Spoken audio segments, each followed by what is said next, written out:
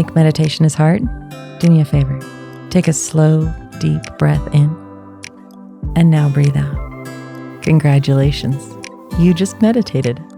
Hi, I'm Krystal and this is Breathe In, Breathe Out, a weekly mindfulness and meditation podcast for anyone ready to own their own shit and find a little peace while doing it. Welcome back to the next installment of Meditation on the Oracle. Just a brief overview, a brief reminder. I felt very inspired to dive into this. As a meditation, it is an opportunity to focus our minds on the moment and tune out the world, tune into right here, right now. The Oracle, compared to the Tarot, is much broader. It's the big brushstrokes in a painting. The Tarot is more of the fine details that are there. So with the Oracle, you get to apply it how it works for you and fill in the blanks.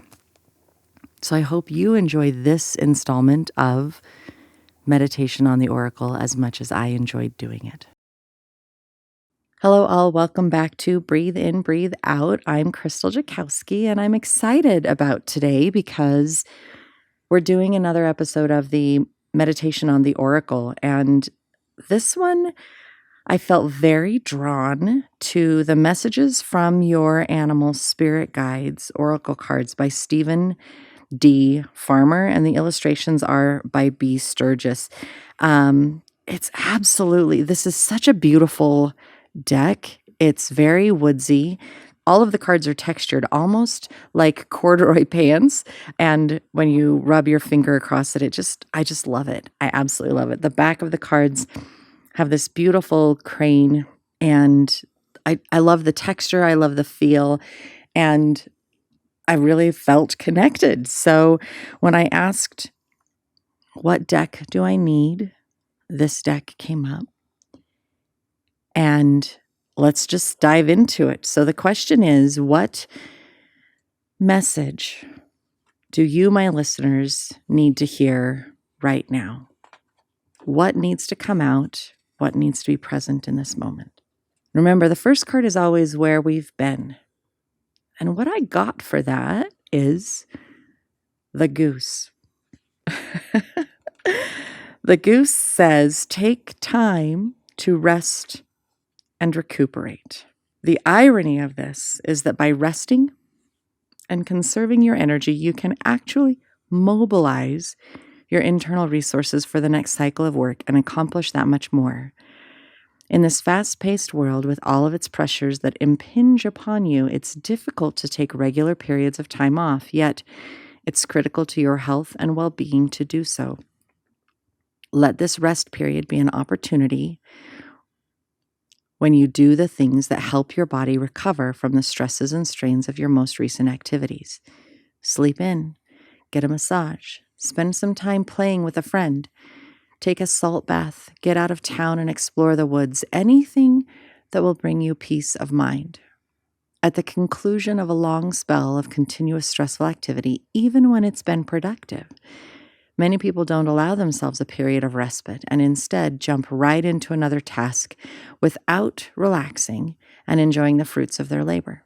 It's most unnatural, but in a caffeinated society where technology has created instant access to phones, emails, and the internet, it's easy to give away your power of choice by reacting to a false sense of immediacy and urgency to these trappings of civilization. Turn off your phone and computer and enjoy the sunset. These periods of rest needn't be lengthy, but you do need to implement them, especially right now. The associations with this are perseverance, migration, being level-headed, loyalty, family, determination, resourcefulness, a quest, integrity, purposeful, imprinting, compassion, and conservation. I got to tell you, personally, I have felt like the universe was yelling at me, it's time to rest, it's time to rest, it's time to rest. And so this is very apropos for me. I don't know about you guys, but that's what we're hoping for. So the next card that we're going to pull is, the gorilla.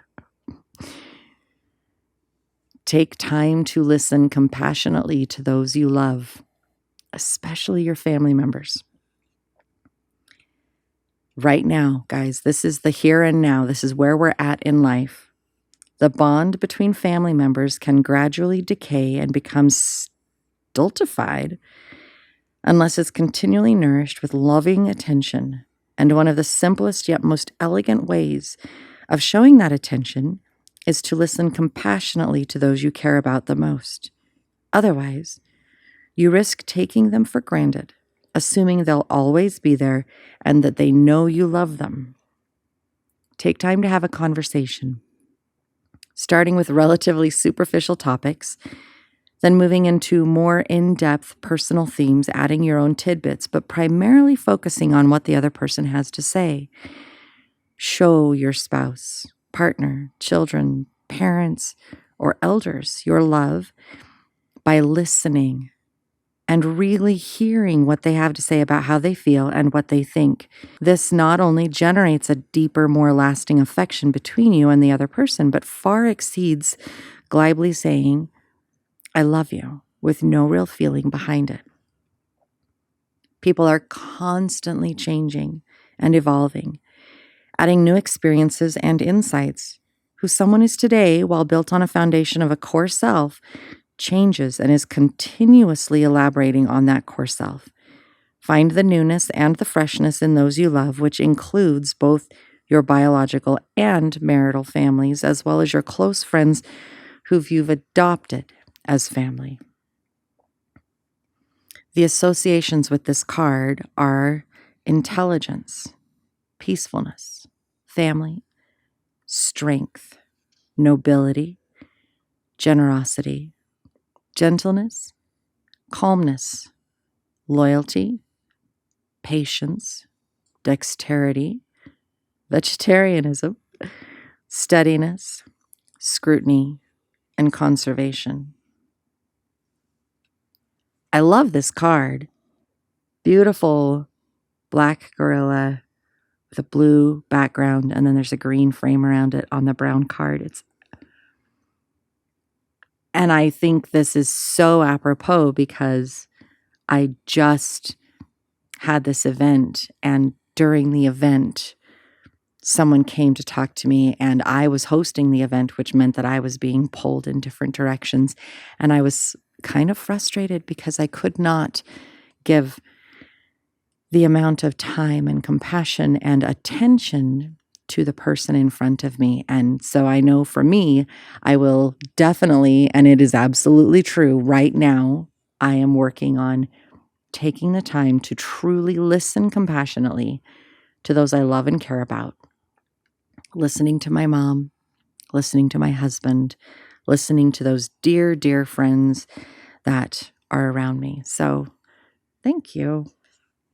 And then the last one that we're going to pull, now this is where we're going, keep in mind, this is where we're headed on our journey, is, the meerkat. Get support from a trusted group of like-minded friends. Cool. The people in your life would love to offer their support to you. Your only job is to receive it and indeed sometimes even ask for it. Gosh, asking is the hardest part. Those whom you feel closest to and trust the most are the individuals you can rely on to be there for you, especially when you really need it.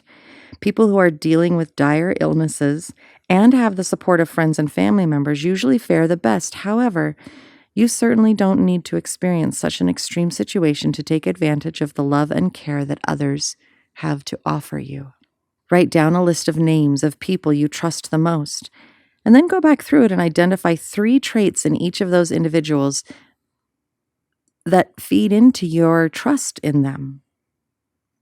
When you're finished, you'll not only have a good idea of the qualities in those you rely on, but also a clear notion of the characteristics that make a person trustworthy in your eyes. Sure, you've been burned or disappointed at one time or another when you've trusted someone and were let down or betrayed. Everyone has experienced this. So now you may be afraid that if you let others in and count on them for support, something similar will happen. Those memories, consciously or subconsciously, will not only filter out any chance of being disappointed or hurt, but will also serve to keep others who are trustworthy at a distance. Look under your filter and listen to what your gut instinct tells you about a particular individual. How do they match up with the list of characteristics you find trustworthy? Take a chance and let yourself receive love and support. Gosh, that's amazing. Associations, family, the people that we are currently listening to, family, community, group support, vigilance, observation, intelligence, energy, conservation, communication, resilience, protectiveness, grooming, and playfulness. Gosh. So we've been in a place of peace, of taking life in, resting, and recuperating. Right now, we are in a space of building our relationships by listening to those we love dearly. Our family, which is our friends' family, and our family.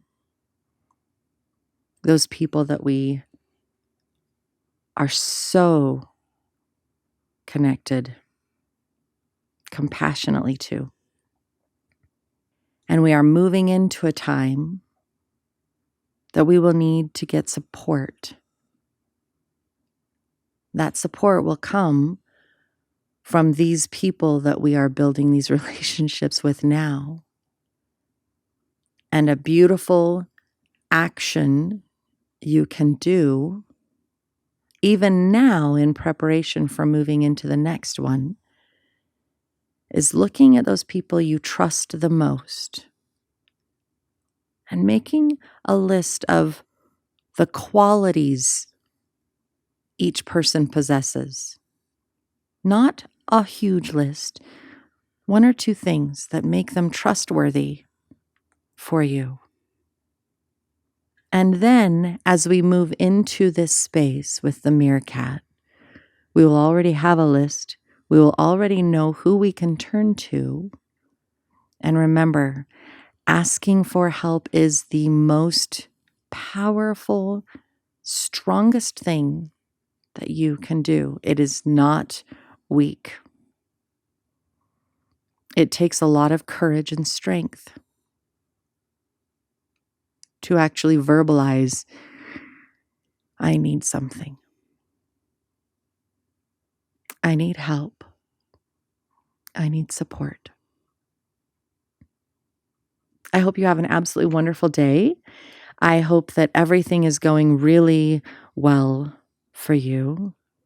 I hope that the connections that you make here and now in the next little while are deep, meaningful, strong connections and relationships. And I hope that as you move into needing a little support, that you find it's easier and lighter because you saw it coming and you can call people in. Take care, and I hope you come back next week on Breathe In, Breathe Out.